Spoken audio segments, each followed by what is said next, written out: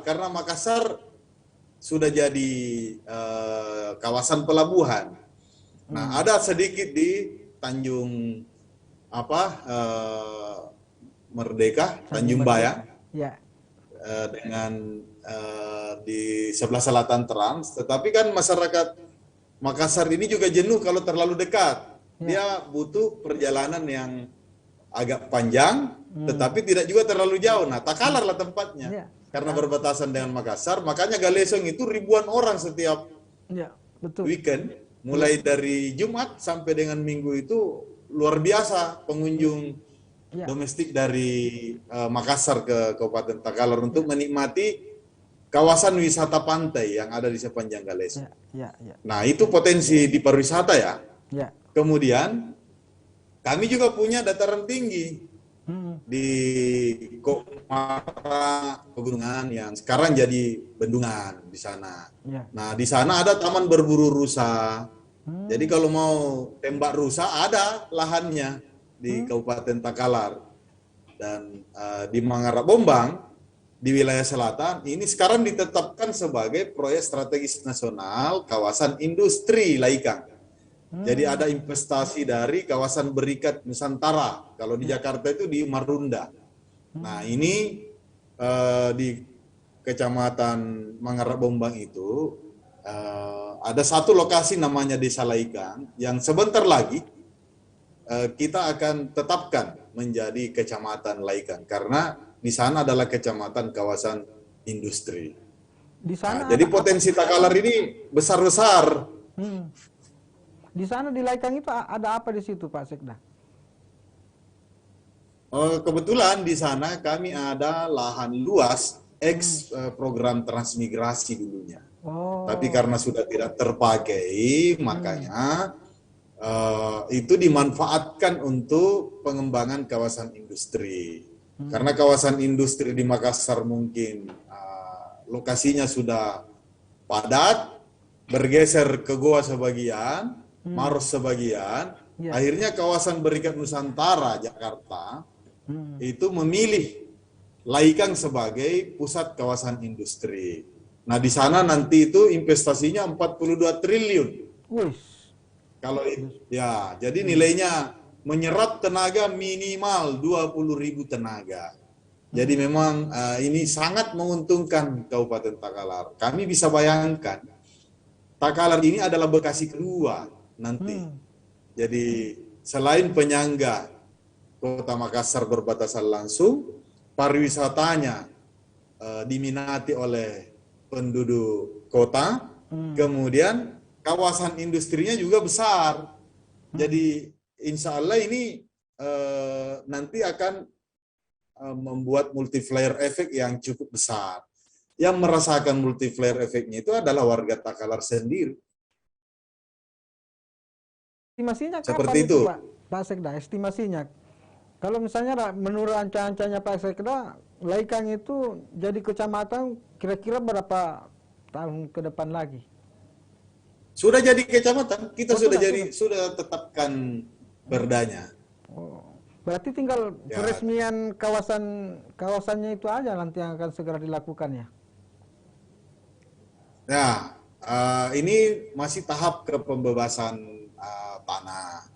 Jadi ada sebagian tanah warga itu yang berada di sekitar aset Pemda, inilah yang akan dibebaskan dulu. Jadi setelah itu dibebaskan, tanah eks-transmigrasi ini menunggu SK penetapan lokasi dari Gubernur Sulawesi Selatan. Kalau itu sudah selesai semua urusan administrasi agrarianya, pertanahannya, maka selanjutnya tahapannya adalah pembangunan pabrik-pabrik. Seperti itu, Pak. Kalau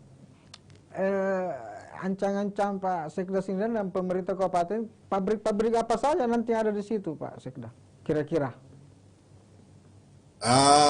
Sudah banyak yang berminat investasi. Jadi saya dengar ada pabrik bodi mobil, kemudian ada pabrik kaleng, pabrik baterai.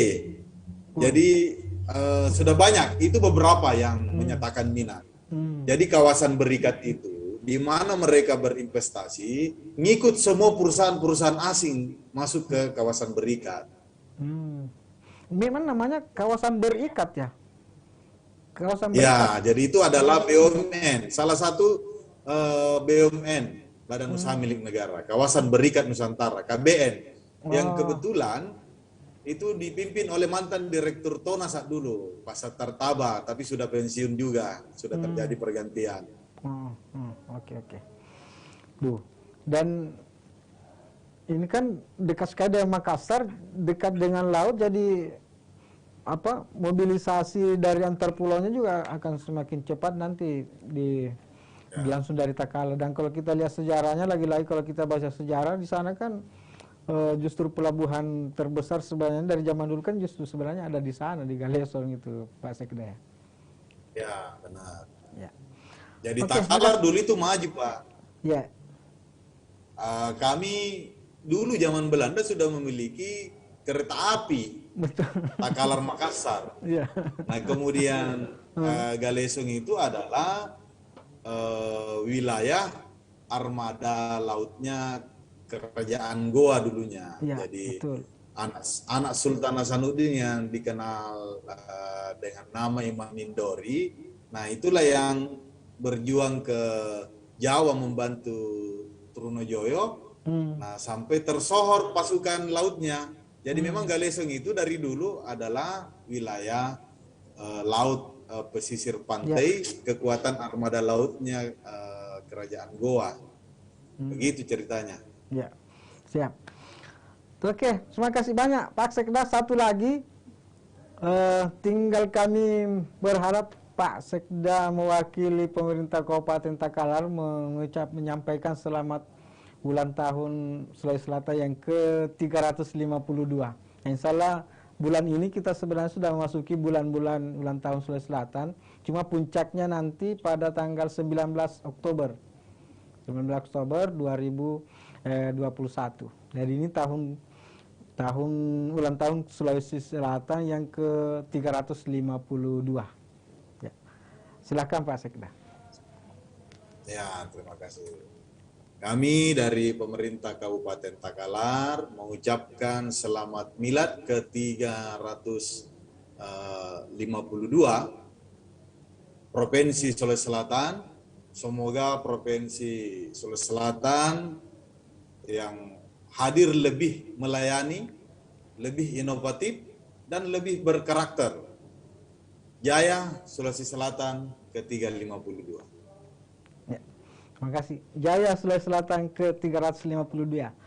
Tribuners, demikian perbincangan kami dengan Sekretaris Daerah Kabupaten Takalar, Haji Muhammad Hasbi, Sarjana Sains Terapan Pemerintahan dan Magister Administrasi Publik SST MAP dalam podcast series 352 Sulawesi Selatan seri kedua. Saya AS Kambi, wakil pemimpin redaksi Tribun Timur. Sekali lagi mengucapkan terima kasih banyak kepada Pak Haji Muhammad Hasbi SST MAP atas kesediaan beliau meluangkan waktu untuk berbincang dengan Tribuners yang kita selama kurang lebih 1 jam ini.